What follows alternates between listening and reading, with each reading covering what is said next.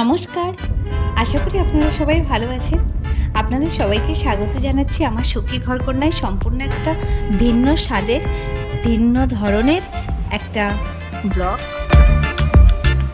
High, বেরিয়ে পড়লাম আজকের আমার কাজের জায়গায়। আজকে দেখতে থাকুন কি করছি, আমার সঙ্গে থাকুন আর পুরো ভিডিওটা দেখার অনুরোধ রইল আপনাদের জন্য। চলে এলাম স্কুলে, আর আজকে তার সময় নষ্ট করবো না, সোজা চলুন আমার সঙ্গে। স্কুলের মিড ডে মিলে আজকের মাছ ভাত সঙ্গে আলু পোস্ত, সাদা ভাত, এই মেনু ঠিক হয়েছে। দিদিরা রান্না বসিয়ে দিয়েছেন, তাই দেখতে এলাম। আলু পোস্ত, আলু কাটা রেডি হয়ে গেছে, পেঁয়াজ কাটা, মশলা সমস্ত কিছু রেডি। এত ছেলে মেয়ের মাছ ভাত দেওয়া একটু মুশকিলই হবে, সেই জন্য আমরা সবাই পার্টিসিপেট করেছি আজকের এই মিড ডে মিল রান্নায়। এখানে আসার পর দিদিরা ভীষণ ভয় পাচ্ছিলেন। আমি বলি ভয় নেই, আমি আছি, দেখিয়ে দেবো। আর দিদিরা মোটামুটি সব রেডি করেছেন। ওনারা আলু, মশলা, পেঁয়াজ, রসুন, যাবতীয় যা লাগবে সমস্ত কিছু কাটাকুটি করে একদম রেডি। মাছ ধুয়ে মাছ ভাজতে শুরু হয়ে গেছে। ভাত নেমে গেছে, এক ঝুড়ি ভাত নেমে গেছে। আলু পোস্ত হবে, তো কিভাবে হবে জিজ্ঞাসা করছি। আমি বললাম চিন্তা করবেন না, আমি আছি। আমি বাড়িতে যেভাবে করি সেইভাবেই আমি বললাম, বাট এখানে পরিমাণটা একটু বেশি, এটা হচ্ছে একটা পার্থক্য। তো যাই হোক, যতটা পারবো ঠিক শেয়ার করবো। আর আপনাদের কেমন লাগলো অতি অবশ্যই কমেন্ট বক্সে জানাবেন। তবে এত রান্না আমার কাছে প্রথম।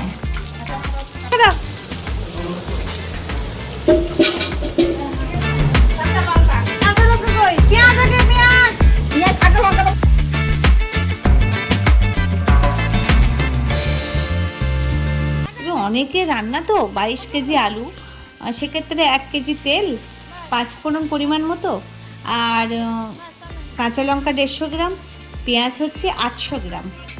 এইভাবে একটু ভেজে নিতে হবে। আর সুন্দর একটা বেশ স্মেল আসে, জানেন তো, দারুণ গন্ধ আসে। কৃষ্ণেন্দু কেন ডাকলো কে জানে, যাওয়া হলো না, কিন্তু এত ব্যস্ত হয়ে গেছি। এইবারে ভাজা হয়ে গেছে, আলুটা দিয়ে দিতে বললাম। দিদিরা হেল্প করছে, একজন নাড়ছেন, একজন আলু দিচ্ছেন, আমি শুধু বলে দিচ্ছি। সম্পূর্ণ রান্নাটা কিভাবে হবে সেটাই আমি বলছি, দিদিরা সেইভাবেই করছেন, আর খুব ভালোও লাগছে, জানেন তো। একদিকে মাছ ভাজা চলছে, আর একদিকে পোস্ত রান্না হচ্ছে। মাছ ভাজা প্রায় কমপ্লিট, শুধু মাথাগুলো বাকি আছে।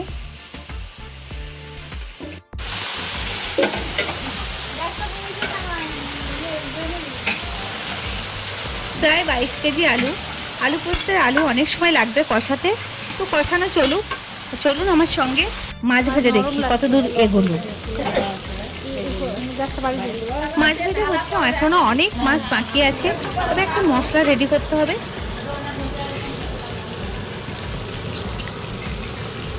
একটা মাছ কিন্তু ভাঙছে না। তেলটা যদি ভালো করে গরম করা হয় আর কড়াইটাও যদি গরম করা হয় না, মাছ একটাও ভাঙবে না। সেই জন্য আমি চেষ্টা করলাম একটু বেশ ভালো করে কড়াইটা ভালো করে গরম করে, তারপর তেলটা গরম করে এবার মাছগুলো দিতে বললাম। মাছগুলো দেখুন কি সুন্দর ভাজা হচ্ছে। সমস্ত মশলা রেডি করা হয়ে গেছে মাছের ঝালের জন্য। পাতলা ঝোল হবে, তার সঙ্গে একটু ঝাল না হলে ঠিক ভালো লাগবে না। গ্রামের ছেলেরা একটু ঝাল পছন্দ করে। যাই হোক, ওদের জন্য খাবার, ওদের মুখের সামনে এরকম একটা দারুণ রেসিপি তুলে দেওয়া আমাদের কাছে একটা বিশাল ব্যাপার। আমরা চেষ্টা করছি। মাছ ভাজা চলছে, চলুক, দেখতে থাকুন, সঙ্গে থাকুন। সসপ্যান রেডি করুন, মাছের মশলা ভিজাবো। হ্যাঁ, না তেল ওই দিকে যাবে, মাছ দিতে পারে,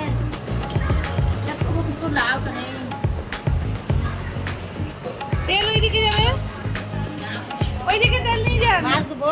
হ্যাঁ,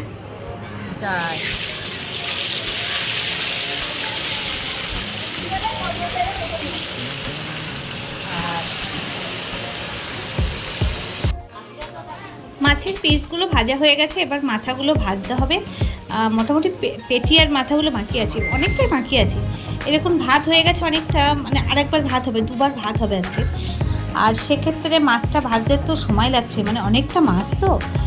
আমি একটা সসপ্যানে মশলা রেডি করতে বলেছি, সেখানে মশলা ভিজানো আছে, যেটা ড্রাই মশলা, মানে ধনে গুঁড়ো, জিরে গুঁড়ো, কাশ্মীরি লঙ্কার গুঁড়ো, হলুদ গুঁড়ো একটা জলে, মানে পরিমাণ মতো 1 কাপ জলে, যেহেতু মশলার পরিমাণটা বেশি, একটু ভিজিয়ে রাখতে বললাম যাতে সফট হবে, তার জন্য আর কি। আপনারা তো জানেনই যারা রান্না করে। আর আদা পেঁয়াজ রসুন পেস্ট, সঙ্গে পেঁয়াজ শুকনো লঙ্কা আর টমেটো একসঙ্গে পেস্ট, দুরকম পেস্ট করা হয়েছে। আর কণিকাদিকে বললাম আলু পোস্তের আলুটা একটু নাড়তে, না হলে লেগে যাবে। আর হাসিনা দিয়ে মনোয়ারা দিয়ে চলে এলেন ক্যামেরার সামনে। ভীষণ মজাদার ব্যাপার একটা, সবাই এক্সাইটেড, এটা একটা ব্যাপার। সমস্ত আমাদের রাঁধুনি দিদিরা রেডি হয়ে গেছেন। ওনারা রান্নাতেও মানে প্রচণ্ড তো খাটনি, এটা ভালো রকম পরিশ্রম। তো দিদিরা আলু কষাচ্ছেন একদিকে, আরও কিছু দিদিরা হচ্ছে মাছ ভাজছেন, আর আমি সবাই মিলে কাজ করার মজাটাই আলাদা। এই হচ্ছে আমাদের রাঁধুনি দিদিদের গ্রুপ। আর এই দেখুন মাছ ভাজা কমপ্লিট, এবারে মাছের ঝোল করব। কিভাবে কি মশলা দিচ্ছি চলুন একবার দেখে দেখুন কেমন লাগছে।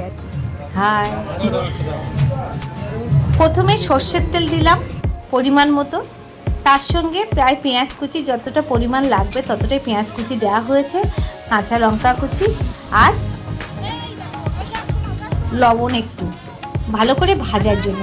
পেঁয়াজটা লাল লাল করে ভাজা হলেই আমি ওই যে সসপ্যানে মশলা ভিজিয়ে রেখেছি, সসপ্যানে মশলাটা দিয়ে দেবো, তার সঙ্গে আদা রসুন পেস্ট দিয়ে দেবো। এই যে আদা রসুন পেস্ট দিলাম।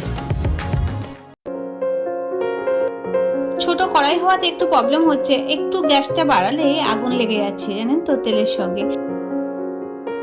এবার দিলাম পেঁয়াজ টমেটো আর শুকনো লঙ্কা পেস্ট। তেলে সমস্ত মশলা দিয়ে দেওয়া হলো। এবার ভালো করে শুকনো করে যতক্ষণ না তেল ছাড়বে ততক্ষণ কষিয়ে যেতে হবে। সেক্ষেত্রে এই ছোট কড়াইয়ের জন্য প্রবলেম, বড় কড়াই লাগাতে হবে। একটু সময় সাপেক্ষ মাজা চলছে, কড়াইটা ভালো করে ধুয়ে নিয়ে আসুক, তারপরে সমস্ত মশলা ওখানে দিয়ে কষানো হবে। আদা রসুন পেস্টটা বেশ সুন্দর করে নাড়তে হবে, মানে একটু ভাজা ভাজা হলে। আর সসপ্যানে যে ড্রাই মশলা ছিল সেটাও দিলাম, আদা রসুন পেস্ট দিলাম, আর সঙ্গে দিলাম পেঁয়াজ শুকনো লঙ্কা আর হচ্ছে টমেটো। সুন্দর করে কষাতে হবে এবং লাল লাল না যতক্ষণ না তেল ছাড়ছে মশলা থেকে ততক্ষণ কষিয়ে যেতে হবে। সঙ্গে থাকুন, দেখতে থাকুন। মাঝখানে অনেকটা সময় কেটে গেল, প্রায় আধ ঘন্টা পেরিয়ে গেছে। এবার আমরা কি করলাম, কড়াইটা চেঞ্জ করে নিয়ে জল দিয়ে দিলাম। মশলাতে যতটা পরিমাণ মাছের ঝোল হবে সেই অনুযায়ী জল দেওয়া হলো। এরপর জলটা ফুটলেই, ঝোল রেডি হয়ে গেলেই মাছ দেওয়া হবে এবং 5 মিনিট ফুটবে। বেশি ফোটালেই মাছটা কিন্তু ভেঙে যাবে, সেক্ষেত্রে সমস্যা হতে পারে, তার জন্য। আর জলটা দেওয়াটা আমি শেয়ার করতে পারলাম না, একটু সময় লাগলো সব কিছু ম্যানেজ করতে, ক্যামেরা ধরতে পারিনি, সরি।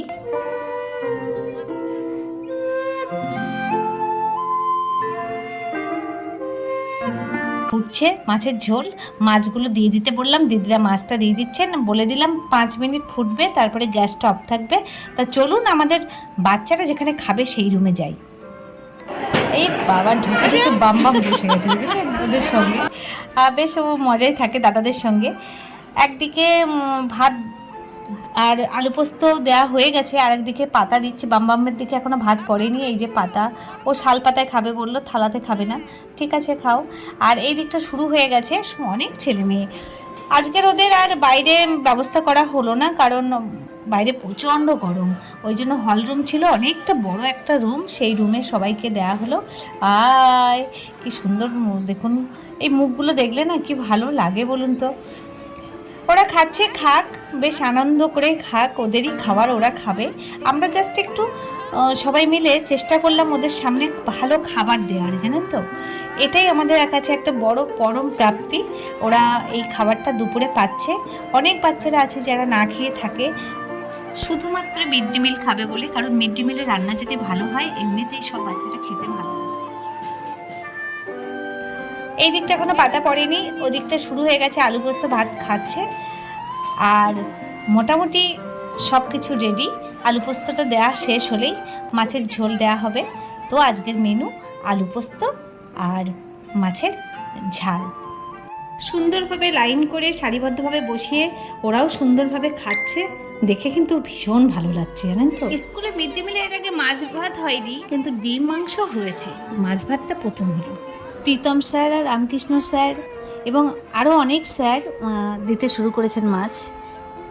রাঁধুনি দিদিরা এইভাবে দিতে অভ্যস্ত নয়। যাই হোক, ওনারা সাহায্য করছে, সবাই মিলে আর কি পরিবেশন করছেন, দেখে ভীষণ ভালো লাগছে। আর স্কুলে এরকম একটা পরিবেশ হলে সেই স্কুলের স্বাস্থ্যকর পরিবেশই হবে আমার মনে হয়। আমরাও চেষ্টা করছি ভালো খেতে পাই, ওদেরই খাবার ওরা খাবে তার জন্য ব্যবস্থা করে দেবো আমরা। খাচ্ছে খাক, খুব সুন্দর রান্না হয়েছে বলছে। আর এই দুপুরবেলা, গরমের দুপুরে এরকম পাতলা মাছের ঝোল আর আলু পোস্ত মিলতে মিলে ভাবা যায় বলুন তো? আমাদের সময় কিন্তু এসব ছিল না, এখন বেশ ভালো হয়েছে খাবারটা।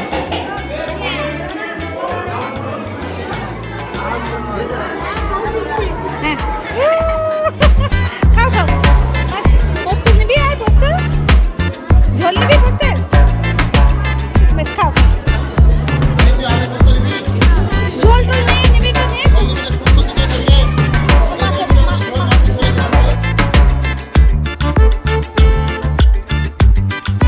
ওরা বেশ সুন্দরভাবে খাচ্ছে। আমি দেখি বামনকে একটু ভাত মেখে দিয়ে আসি, কারণ গরম ভাত হাত দিলেই লেগে যাবে।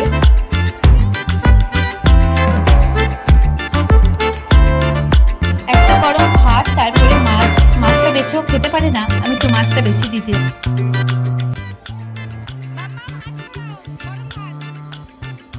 তাহলে কি হলো, আজকের আমি আমার ব্লগটা এখানেই শেষ করব। আগামী দিন আরও সুন্দর ব্লগ নিয়ে আসছি। আজকের মতো আমি আসি, আপনারা ভালো থাকুন, সুস্থ থাকুন।